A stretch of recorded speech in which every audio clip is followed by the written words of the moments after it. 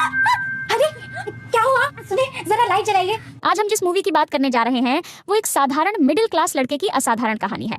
एक ऐसी कहानी जहां शादी तो हो जाती है लेकिन बीवी से मिलने के लिए भी जद्दोजहद करनी पड़ती है। और ये कहानी जितनी हंसाती है उतनी ही सोचने पर मजबूर भी करती है। तो चलिए बिना टाइम खराब किए सीधा मूवी की ओर चलते हैं। कहानी शुरू होती है शुक्ला नाम के एक ऑटो वाले से। शुक्ला अपने ऑटो के अंदर बैठा होता है। ऑटो के चारों तरफ सोनाक्षी सिन्हा के पोस्टर लगे होते हैं। लगता है जैसे उसके लिए सोनाक्षी ही पूरी दुनिया हो।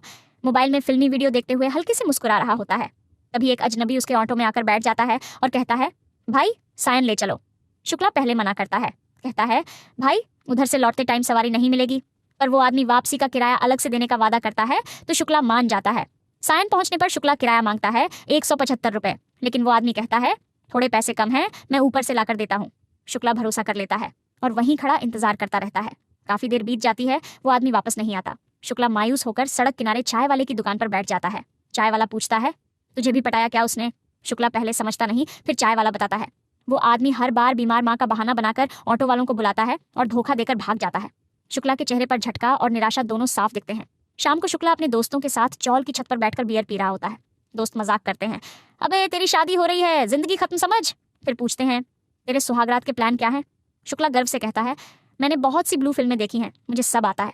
लेकिन दोस्त मजाक उड़ाते हैं, अबे तू तो ब्राह्मण है, तूने तो आज तक लड़की को छुआ भी नहीं होगा। शुक्ला थोड़े गुस्से में आ जाता है, अगर मैं किसी लड़की की इज्जत करता हूँ तो उसमें बुराई क्या है? वो कहता है, मैं अपनी बीवी को किसी की भी गंदी नजर से बचाऊंगा, चाहे वो दोस्त ही क्यों ना हो। कुछ ही दिन बाद शुक्ला की शादी हो जाती है एक सुंदर लड़की लक्ष्मी से। लक्ष्मी जब गृह प्रवेश करती है तो घर छोटा होने के बावजूद पूरा मोहल्ला उसको देखने आ जाता है। शुक्ला की माँ बच्चों को डांट कर बाहर करती है और ताने मारती है, तेरी शादी ने तो हमारी कमर ही तोड़ दी। फिर लक्ष्मी से कहती है, एक गिलास पानी ला कर दे, पहले ही दिन से काम शुरू। शुक्ला देखता है और हल्की नाराजगी से माँ से कहता है, अभी तो वो नई आई है, थोड़ा आराम तो करने दो। माँ झल्लाकर कहती है, अगर इतना ही दया आ रहा है तो तू ही ला कर दे। लक्ष्मी फिर भी बिना कुछ बोले पानी और फिर चाय बनाने रसोई चली जाती है। शुक्ला के पापा टीवी पर धारावाहिक देखने लगते हैं और माँ भी बगल में बैठ जाती है। घर की असलियत धीरे धीरे सामने आने लगती है। अब सीन कट होता है लक्ष्मी की पहली रसोई पर। वो चाय बना रही होती है लेकिन उसके चेहरे पर घबराहट और नयापन साफ छलकता है। शुक्ला उसे दूर से देख रहा होता है, सोचता है कि नई बहू है और यहाँ माँ को उसकी मदद करनी चाहिए थी, मगर माँ तो टीवी के सामने गोंद की तरह चिपकी पड़ी है। रात हो जाती है। शुक्ला शीशे के सामने खड़ा होकर खुद को सुहागरात स्पेशल मोड में तैयार कर रहा होता है। उसके हाथ में स्टैमिना बढ़ाने वाला कोई पैकेट होता है जो वो चुपके से अपनी पॉकेट में रखता है। उसके चेहरे पर एक अलग ही उत्सुकता है, जैसे कोई बच्चा पहली बार रोलर कोस्टर पर बैठने जा रहा हो।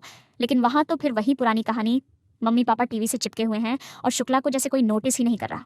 वो बहाने से टीवी के पास जाता है तो माँ कहती है, क्यों, चैनल बदलना है क्या? दूर हट। शुक्ला कहता है, कोई सोएगा भी? माँ चिढ़ते हुए जवाब देती है, नींद आ रही है तो जाकर सो जा, यहाँ क्यों मुंह बना रहा है? शुक्ला फुल फ्रस्ट्रेशन में कहता है, फिर शादी क्यों कराई? माँ जवाब देती है, पंडित जी बोले थे अभी सुहागरात का मुहूर्त नहीं है। गुस्से में आकर शुक्ला बड़बड़ाता है, किसी दिन ये टीवी फोड़ दूंगा मैं। कुछ दिन बाद सुहागरात वाला मुहूर्त आता है। शुक्ला और लक्ष्मी अब एक ही बिस्तर पर लेटे होते हैं।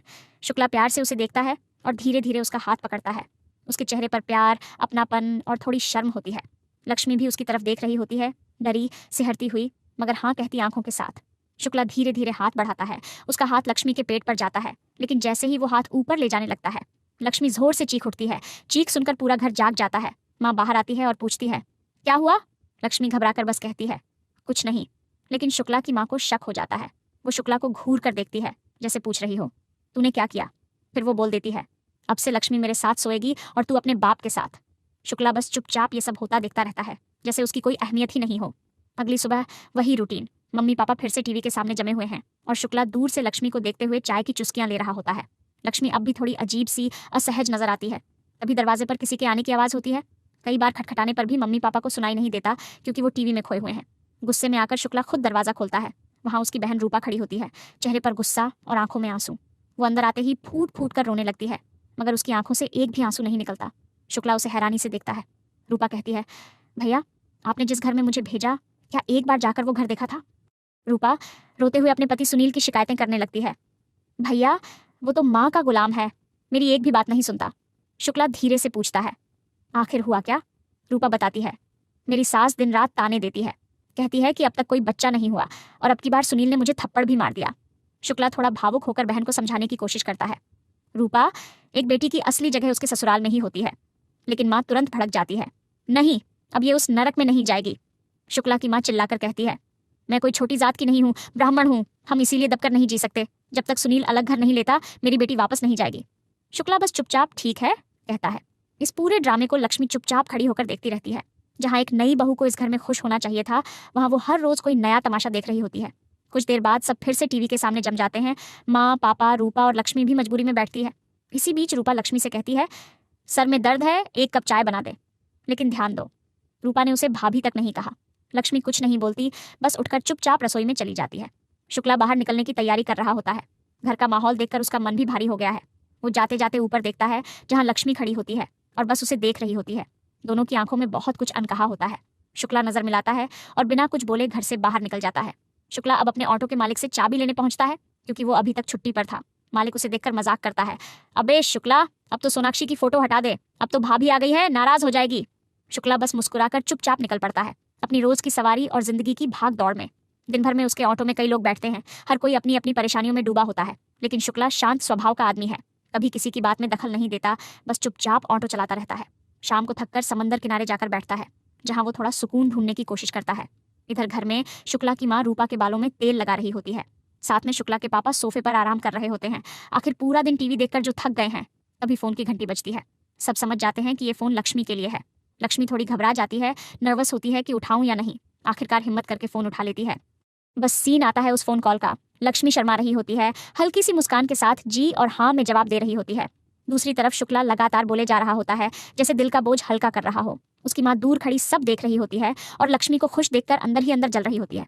फोन पर शुक्ला कहता है, जो भी उस रात हुआ उसके लिए माफ कर दो। मुझे समझ ही नहीं आया कि पहली बार किसी को कैसे छूते हैं। शुक्ला सच्चे मन से माफी मांगता है।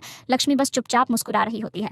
तभी पीछे से उसकी माँ आ धमकती है, फोन छीन लेती है और सीधे शुक्ला से बोलती है, घर आते हुए कुछ सामान लेते आना। शुक्ला एकदम घबरा जाता है, बोलता है, हाँ हाँ, मैं तो बस घर ही आ रहा था। माँ बात बीच में काट के फोन रख देती है और ताना मारती है, बेटा तो जैसे दीवाना हो गया है। लेकिन शुक्ला तो उस छोटी सी कॉल में भी सुकून ढूंढ रहा होता है। अब वो ऑटो में बैठकर घर की तरफ निकल पड़ता है और रास्ते भर लक्ष्मी ही उसके ख्यालों में घूमती रहती है। अब रात का वक्त है, पूरा घर गहरी नींद में सो रहा है, लेकिन माहौल में कुछ अजीब सी चुप्पी है। शुक्ला और उसके माँ बाप के बीच सिर्फ एक सूटकेस रखा होता है, जो जैसे एक दीवार का काम कर रहा हो। शुक्ला करवट बदलता है, धीरे से लक्ष्मी की ओर मुड़ता है। वो उसे हल्का जगाने की कोशिश करता है। लक्ष्मी भी उसकी तरफ देख रही होती है। शुक्ला धीरे से अपना हाथ बढ़ाता है। लक्ष्मी थोड़ी हिचकती है, पर इनकार नहीं करती। और तभी रूपा की चीख घर का सन्नाटा तोड़ देती है। वो जोर जोर से रोने लगती है। मैंने बहुत डरावना सपना देखा। सारा घर जाग जाता है। माँ दौड़कर रूपा को चुप कराने लगती है। शुक्ला और लक्ष्मी बस एक दूसरे को देख रहे होते हैं, फिर रूपा को। शुक्ला थोड़ी देर तक सब बर्दाश्त करता है, फिर गुस्से में रूपा को डांट देता है। हर रात ड्रामा करोगी क्या? रूपा गुस्से में लेट जाती है और शुक्ला का मन फिर से अधूरा रह जाता है। सुबह शुक्ला घर से बाहर जाने की तैयारी में होता है। तभी माँ पड़ोस की औरत से कहती है, लक्ष्मी का ध्यान रखना, हम तीनों मार्केट जा रहे हैं। ये सुनकर शुक्ला ठिठक जाता है। सोचता है शायद आज थोड़ी सी प्राइवेसी मिल जाए।